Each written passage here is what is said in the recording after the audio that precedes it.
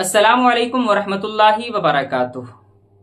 نماز پڑھنا یہ کس پر فرض ہے اور کس پر نہیں، اور نماز کس عمر میں پڑھنی چاہیے، یہ بہت ہی اہم مدعا ہے، بہت ہی اہم سوال ہے۔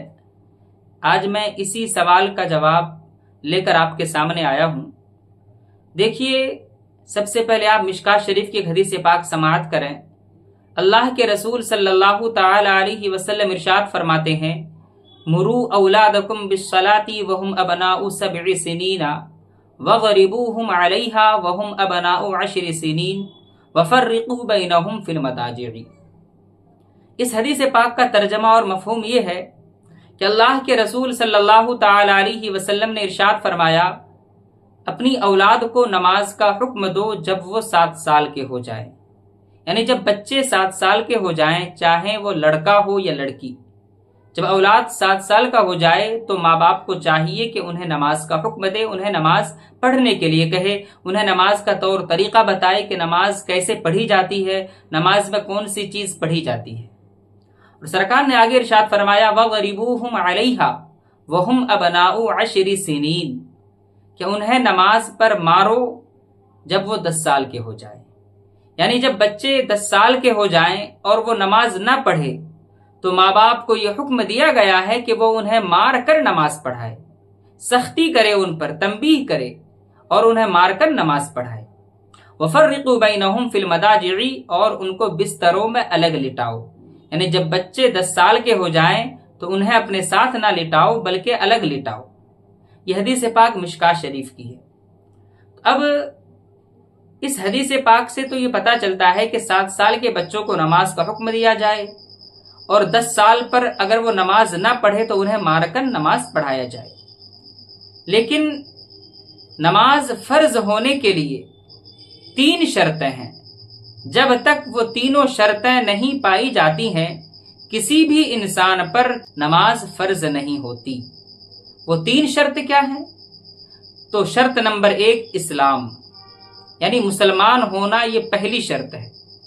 اگر انسان مسلمان نہیں ہے، غیر مسلم ہے، کسی دوسرے مذہب کا ماننے والا ہے، تو اس پر نماز پڑھنا فرض نہیں۔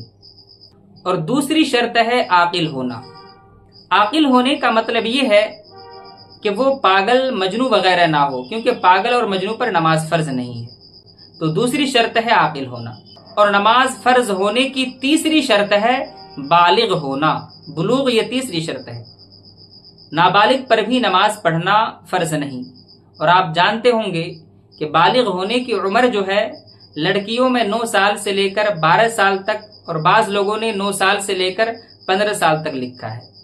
اور لڑکوں میں بالغ ہونے کی مدت، بالغ ہونے کی عمر جو ہے 12 سال سے لے کر 15 سال تک۔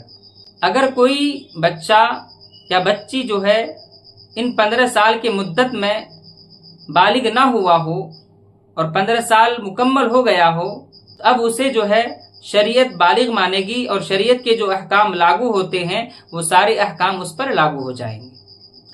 تو بتانے کا مطلب اور مقصد یہ ہے کہ نماز فرض ہونے کے لیے یہ 3 شرطیں ہیں، اسلام، عاقل اور بلوغ۔